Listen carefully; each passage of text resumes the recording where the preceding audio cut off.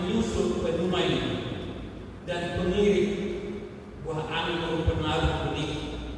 Gunung-gunung akan mengiriskan anggur baru dan segala bukit akan kebanjiran.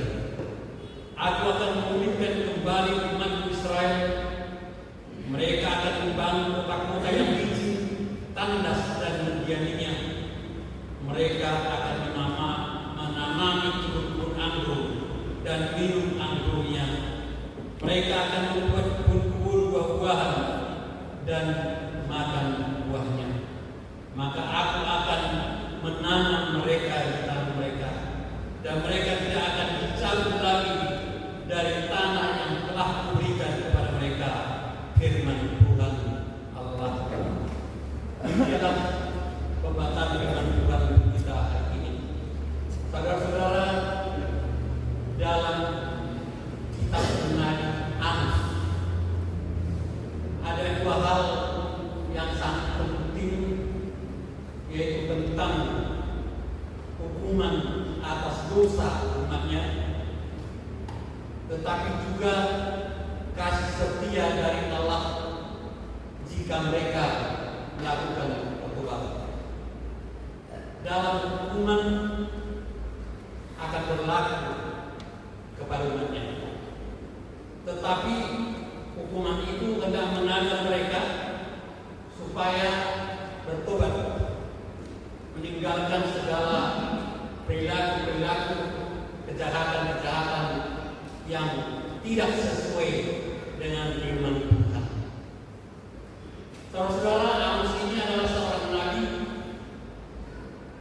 yang tinggal di Judea, Israel Selatan pada saat itu. Tetapi dia disuruh Tuhan untuk menyampaikan teguran, nasihat, pedoman hidup kepada umat Israel yang berada di Israel Utara.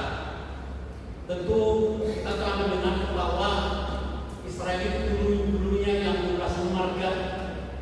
Setelah Salomo meninggal, anaknya membagi dua kerajaan itu. Dua kerajaan di selatan, yaitu marga Binyamin dan Judah, yang sebelum marga menjadi Israel Utara yang berpusat di kota Samaria. Saudara-saudara, mereka pada umumnya tidak percaya lagi kepada Tuhan.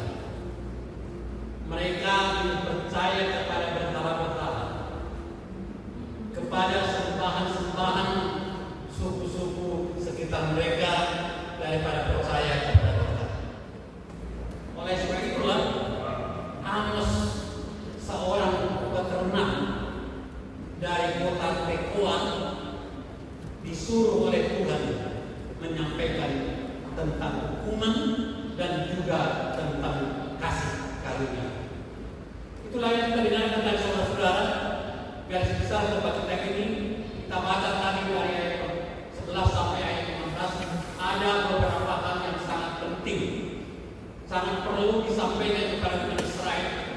Yaitu pertama tadi, pada hari itu aku akan mendirikan kembali pondok Daud yang telah roboh. Pondok ini bukan sekedar rumah yang dimaksud, tetapi kerajaan Daud. Kenapa roboh? Karena mereka telah meninggalkan Tuhan, sehingga bangsa-bangsa sekitar datang menyerang dan menaklukkan mereka. Tetapi saudara-saudara, itu tidak berakhir pada kerobohan, pada kehancuran kerajaan Daud. Itulah janji keselamatan hari. Pada hari ini aku akan mendirikan kembali pondok Daud yang telah roboh, dan aku akan membangunnya kembali seperti di zaman dahulu kala. Alkitab mencatat dan mengungkapkan di mana Nabi Amos menyampaikan firman Tuhan pada hari itu, yaitu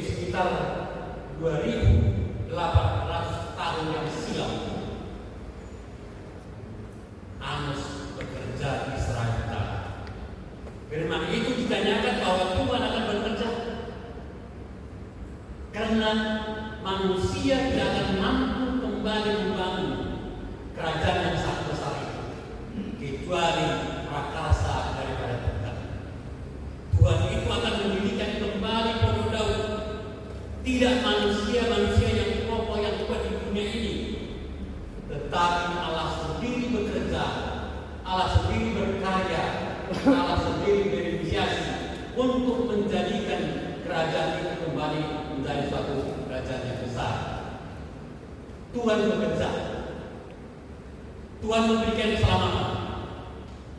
Tuhan juga bekerja dengan tangannya sendiri, dengan ucapan menutup pecahan-pecahan dunia. Kita lihat begitu telitinya Allah. Tidak ada kekurangan dalam pembangunan itu. Dalam pembangunan kembali Pondok Daud yang roboh, Allah melihat bagaimana puing yang terjadi di kerajaan Daud. Tuhan mengembalikan seperti yang semula. Itulah janji keselamatan dari Tuhan yang pertama kita dengarkan tadi. Tuhan berkenan membangun kembali reruntuhan Pondok Daud untuk kemuliaan nama Tuhan, bukan untuk kemuliaan nama manusia. Yang kedua, janji keselamatan itu, saudara, mereka menguasai sisa-sisa bangsa Edom dan segala bangsa yang musuh milik. Kita lihat bahwa tidak hanya bangunan itu dikembalikan seperti semula, tetapi juga bangsa-bangsa di sekitar menjadi bangsa yang tunduk kepada bangsa Israel. Rencana Tuhan membangun kembali puing-puing dan juga mengarahkan semua umat-umat bangsa-bangsa yang di sekitarnya menjadi di bawah kekuasaan umat Israel. Itu mengenai bangsa-bangsa sekitar. Dan yang ketiga, saudara, janji keselamatan yang kita dengarkan tadi, sesungguhnya waktu akan datang. Demikianlah firman Tuhan bahwa pembajak akan tepat menyusun penuai dan pengirim buah anggur penuh benih. Ini tentang pertanian, tentang ekonomi, tentang mata pencaharian umat Israel. Tuhan memiliki kuasa atas mata pencaharian umat Israel. Kita bayangkan, saudara, jika tidak Tuhan memegang rencana yang besar, apa yang dapat dikerjakan oleh manusia? Karena Tuhan adalah pemilik segala sesuatu. Kita bayangkan sekiranya terjadi seperti pada masa Nabi Elia, kemarau yang panjang selama 3 tahun 6 bulan di tengah-tengah Israel. Apa yang terjadi? Kenapa hari ini bisa? Karena Tuhan adalah pemilik dari segala sesuatunya. Sekarang Tuhan menjanjikan suatu pembaharuan kehidupan mata pencaharian mereka. Tuhan berikan firman-Nya ini untuk mengajak mereka melihat bahwa walaupun mereka memiliki pengetahuan, memiliki ladang, memiliki tanah, memiliki keahlian dalam hal pertanian, segala sesuatu itu bisa menjadi kegagalan bagi mereka jika Tuhan tidak berkenan atau jika Tuhan tidak memberkati. Kita dengarkan tadi bahwa terjadi suatu kemakmuran yang luar biasa. Iklimnya sangat bagus. Tanam-tanam mereka berbuah dengan lebat. Pekerja-pekerjanya, pemilik-pemiliknya menjadi pekerja-pekerja yang baik. Tidak ada di sana pekerja yang korupsi atau pekerja yang hanya datang duduk. Tidak seperti itu. Tapi pekerja-pekerja itu menjadi pekerja-pekerja yang sangat rajin dan dapat dipercaya. Selanjutnya, saudara, apa yang dijanjikan oleh Tuhan? Aku akan memulihkan kembali umat Israel. Mereka akan membangun kota-kota yang licin, tandas, dan mendiami. Kita lihat rangkaian keselamatan tadi. Bangunan kemundannya dikembalikan, umat sekelilingnya menjadi umat yang tunduk, tanaman mereka menjadi tanaman yang subur, memberikan hasil yang indah, dan di sini lagi memulihkan kembali umat Israel. Mereka membangun kota-kota, mereka dapat mendirikan rumah-rumah mereka karena mereka telah mendapatkan hasil yang berlimpah dari pertanian. Kalau kata-kata disebutkan gading dan gula, sinur Nabi Nanas. Mereka menanam gandum, mereka beternak, sinur Nabi Nanas, gading dan gula. Mereka makmur, sehingga mereka dapat mendirikan rumah-rumah mereka, mendirikan kampung-kampung mereka, membangun kota-kota. Walaupun selama ini kampung-kampung mereka seperti licin tandas karena mereka tidak memiliki kemampuan, tetapi sekarang Tuhan berkarya, bekerja untuk memberikan kemampuan mereka dapat membangun kota-kota rumah mereka.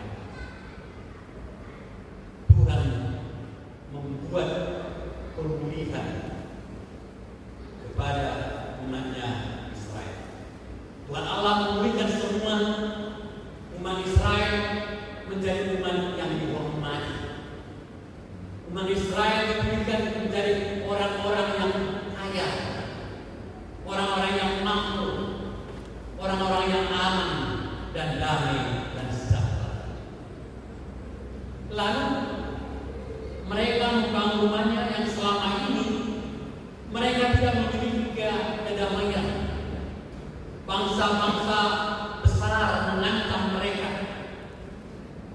Mereka tidak pernah merasa aman walaupun tinggal di rumahnya masing-masing karena ada musuh-musuh di sekitar.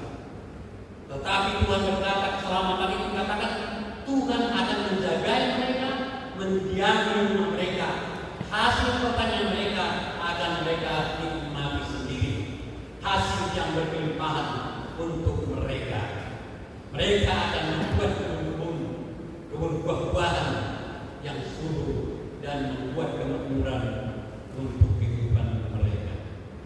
Selanjutnya kita dengar tentang janji keselamatan itu. Aku akan menanam mereka di tanah mereka dan mereka tidak akan dijauh lagi dari tanah yang telah diberikan kepada mereka. Umat Israel itu diumpamakan seperti pohon atau tanaman. Umat Israel itu ditanamkan di satu tanah yang sangat subur dan tidak dapat dijauh oleh siapapun.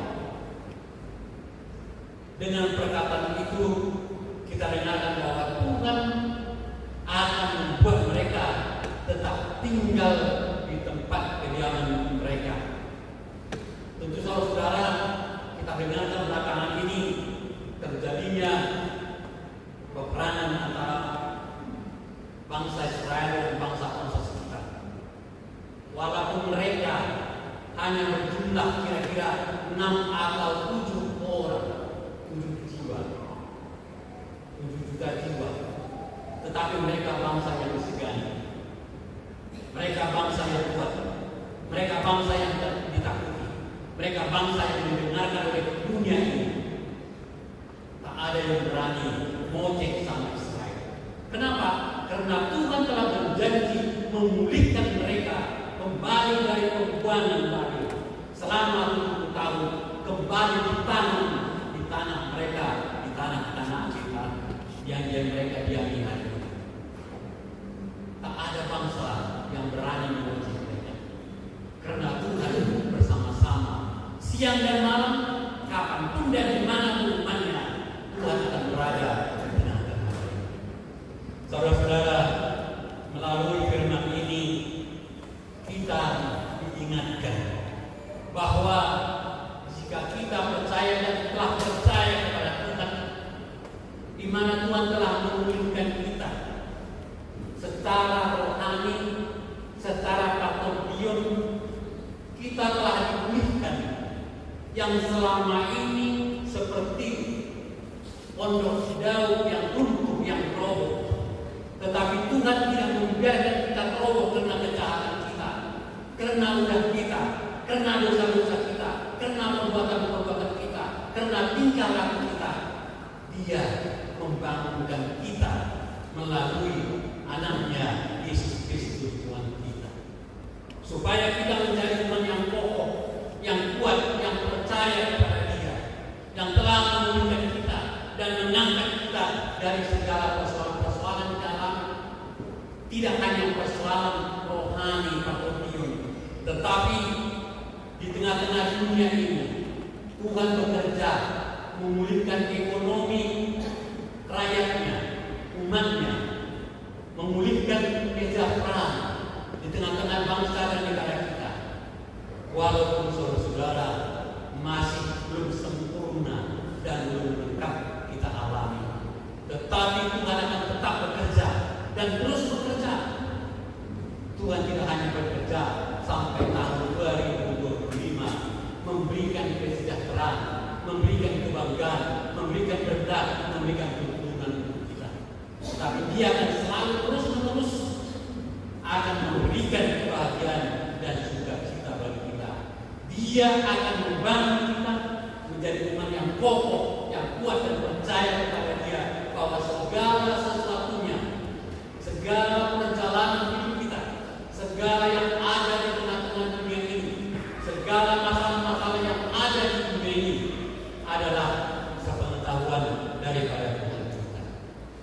Oleh karena itu Tuhan mengajak kita, jika Tuhan itu adalah Tuhan keselamatan bagi kita, dihimbau oleh Amos hari ini agar kita datang beribadah, datang bersyukur, dan datang mendekatkan diri kepada-Nya. Dengan persembahan kita, dengan pujian kita, kita akan memuliakan nama Tuhan yang mengasihi kita. Janji keselamatan itu telah diberikan untuk kita. Janji keselamatan itu telah kita nikmati dan telah kita terima setiap hari dan setiap detik di tengah-tengah kehidupan. Tuhan menyelamatkan kita juga dari hidup yang lalu hingga hari ini. Dan hari ini diberikan kesempatan untuk kita bersyukur, bersekutu, dan memuliakan nama-Nya, terutama menguatkan kita melalui firman-Nya hari ini, bahwa Tuhan yang kita percaya itu, Tuhan yang kita imani itu adalah Tuhan yang memberikan keselamatan. Kalau Amos tadi mengatakan janji, tetapi dalam kehidupan kita hari ini itu bukan hanya janji, tetapi sudah menjadi kenyataan. Kita telah terima berkat-berkat yang berlimpahan di tengah-tengah perjalanan kita. Saudara-saudara, Tuhan itu adalah Tuhan yang Maha Kuasa, yang dapat melakukan segala sesuatu, tidak seperti manusia, hanya berjanji. Kenapa? Karena janjinya itu tidak pernah ditepati setulus hati. Dia tidak memiliki kemampuan untuk memenuhi janji-janji.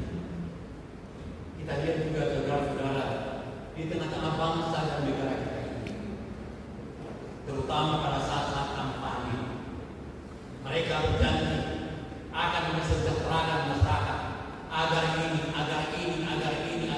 dan lain sebagainya, sehingga kadang-kala kita terlena dinabohkan dengan janji-janji manis mereka.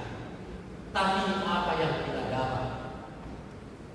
Banyak kita kesal, banyak kita kecewa, masyarakat kita banyak yang kecewa akan janji-janji.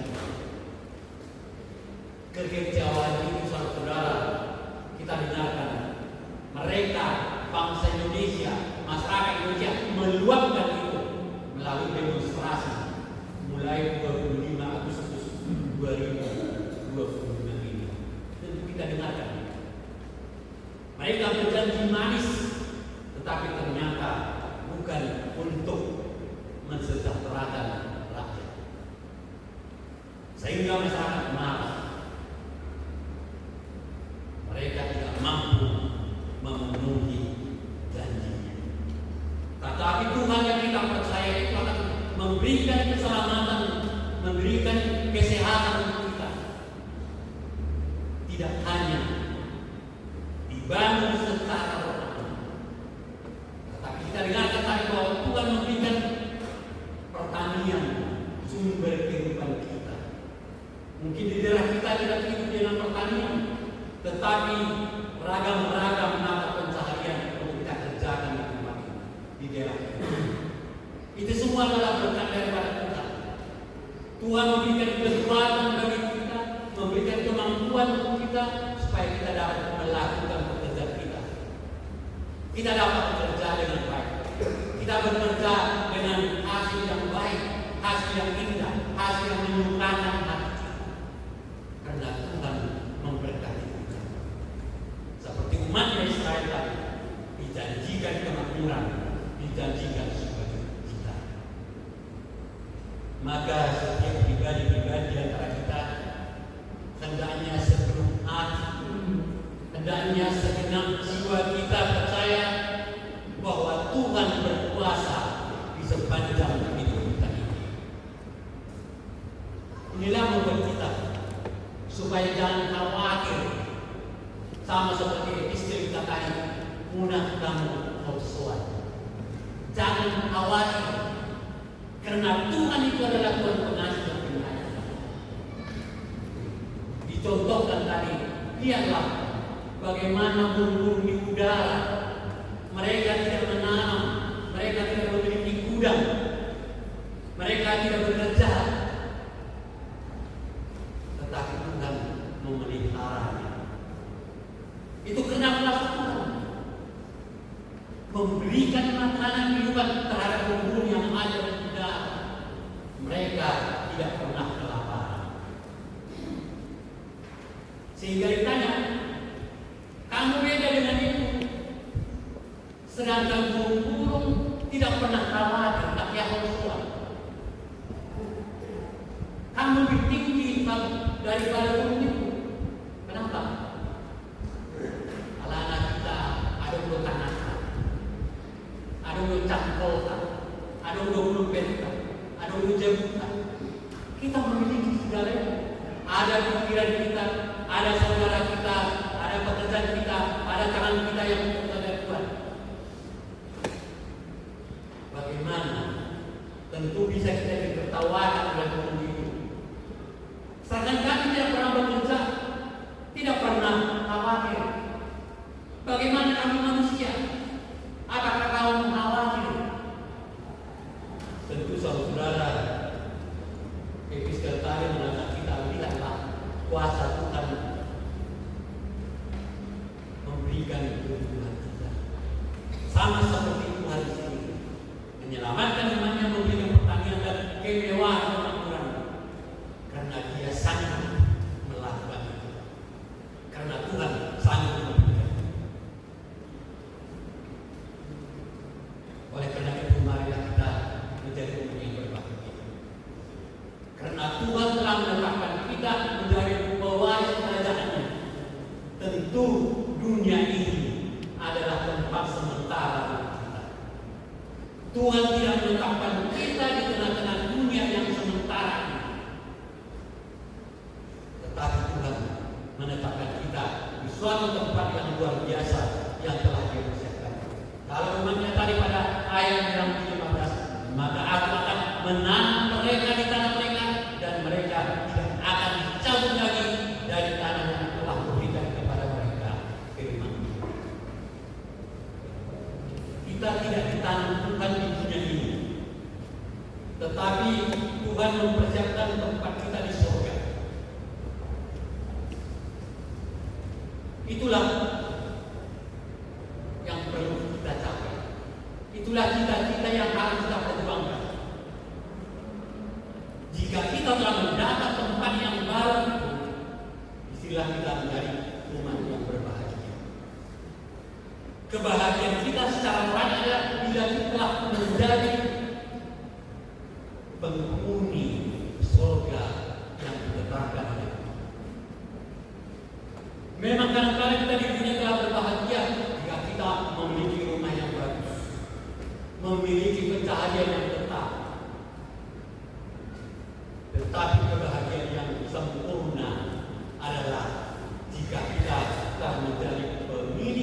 dan pewaris tahta kerajaan surga.